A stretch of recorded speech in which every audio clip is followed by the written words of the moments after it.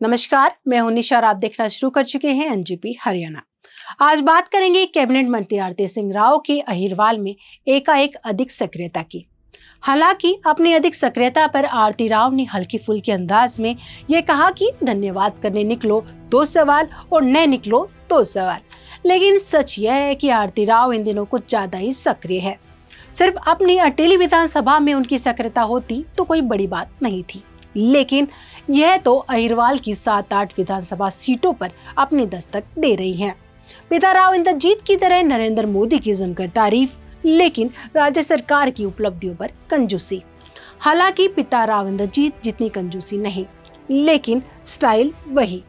2-3 महीने पहले वाली आरती राव अब नहीं रही। इस पूरे घटनाक्रम को देखें तो एक बड़ी बात यह निकलकर सामने आ रही है कि राव इंद्रजीत सिंह 75 के होने जा रहे हैं। बढ़ती उम्र और भाजपा का 75 पार का फॉर्मूला राव इंद्रजीत के संभावित रिटायरमेंट के संकेत दे रहा है। ठीक इसी तरह अहिरवाल में राव परिवार को कांग्रेस से ही नहीं बल्कि भाजपा से भी अंदरूनी चुनौती मिल रही है। सियासत के इस दौर में हरियाणा की राजनीति में इस समय एक बड़ा सवाल यही पूछा जा रहा है कि क्या दक्षिण हरियाणा की राजनीति के दिग्गज राव इंद्रजीत सिंह अब धीरे धीरे सियासत से पीछे हटने की तैयारी में है। 75 वर्ष के होने जा रहे राव इंद्रजीत इन दिनों जहां सियासी सक्रियता बनाए हुए हैं, वहीं उनकी बेटी आरती राव का धन्यवादी दौरा महज धन्यवाद की औपचारिकता नहीं बल्कि भविष्य की भूमिका का संकेत भी माना जा रहा है। आरती जिस तरह अहिरवाल में एक के बाद एक गाँव में पहुंचकर जनसभाएं कर रही है और कार्यकर्ताओं से मिल रही है, साथ ही चाय बैठकों के जरिए सामाजिक समीकरण साध रही है, वह इस बात का संकेत है कि आरती जल्दी में है। विरासत की सियासत को पूरी तरह मुट्ठी में लेने की जल्दी में है। भाजपा नेतृत्व में बीते कुछ वर्षों से यह देखा गया कि जैसे ही कोई नेता 75 वर्ष की उम्र पार करता है, उसे धीरे धीरे सक्रिय राजनीति में अलग किया जाता है। रामविलास शर्मा और अनिल विज इसके हालिया उदाहरण हैं। राव इंद्रजीत इसी फरवरी में 75 वर्ष के हो जाएंगे।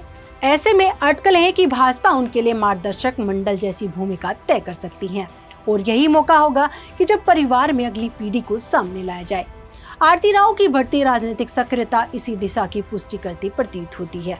वह जनसभाओं में खुले तौर पर कह रहे हैं कि कार्यकर्ताओं को अब अपने काम के लिए कहीं और जाने की जरूरत नहीं है, जो भविष्य की जिम्मेवारी संभालने के संकेत है। आरती राव अपने भाषणों में प्रधानमंत्री नरेंद्र मोदी की जमकर तारीफ कर रही है। वह मुख्यमंत्री नायब सिंह सैनी का जिक्र भी कर रही है, लेकिन प्रदेश के किसी भी अन्य बड़े नेता, चाहे पूर्व मुख्यमंत्री मनोहर लाल हो या अन्य, उनका नाम नहीं ले रही। नायब सैनी से भी अधिक उनके भाषण के केंद्र में नरेंद्र मोदी रहते हैं। यह वही रणनीति है जो राव इंद्रजीत लंबे समय से अपनाते आए हैं। अहिरवाल क्षेत्र में राव परिवार की राजनीति 6 दशक पुरानी है।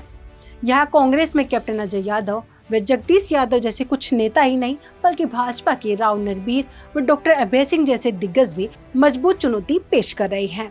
इन 2 नामों के अलावा भाजपा ने केंद्रीय मंत्री भूपेंद्र यादव को भी कुछ मौकों पर राव इंद्रजीत का संतुलन बिगाड़ने के लिए बार बार सक्रिय किया गया। बावजूद इसके राव परिवार का प्रभाव अब भी खासा है और यही वजह है कि आरती को दक्षिण हरियाणा में स्थापित करने की गंभीर कोशिशें शुरू हो चुकी हैं। दोस्तों, अगर पारिवारिक पृष्ठभूमि की बात करें तो राव बीरेंद्र सिंह से शुरू हुई यह सियासी परंपरा अब तीसरी पीढ़ी तक पहुंच चुकी है। राव इंद्रजीत खुद 1998 से गुरुग्राम से लोकसभा सांसद हैं और कई बार केंद्रीय मंत्री रह चुके हैं। अब जब उम्र की सीमा भाजपा के भीतर एक निर्णायक मोड़ बन चुकी है, तो यह स्पष्ट हो रहा है कि आरती राव को भविष्य की कमान सौंपने की योजना बनाई जा रही है। राजनीतिक विश्लेषकों का कहना है कि राव इंद्रजीत अपनी बेटी को 3 विकल्पों में से किसी एक पद पर देखना चाहते हैं। या तो वे अहिरवाल में अपनी राजनीतिक पकड़ मजबूत करें, या राज्य की सत्ता के केंद्र में आए, या फिर खुद गुरुग्राम से लोकसभा की सीट उन्हें सौंपकर केंद्र की राजनीति में स्थापित करें। भाजपा के 75 पार वाले फॉर्मूले और आरती राव की तेज होती सक्रियता की ओर इशारा कर रही है कि हरियाणा की राजनीति में बड़ा परिवर्तन होने जा रहा है। सवाल अब यह है कि क्या भाजपा इस बदलाव को सहज रूप से स्वीकार करेगी या राव परिवार को इसके लिए आंतरिक संघर्ष भी झेलना पड़ेगा। राजनीतिक बिसात बिछ चुकी है, चाल कौन सी चलेगी, इसका फैसला आने वाले समय में ही पता चलेगा। नमस्कार।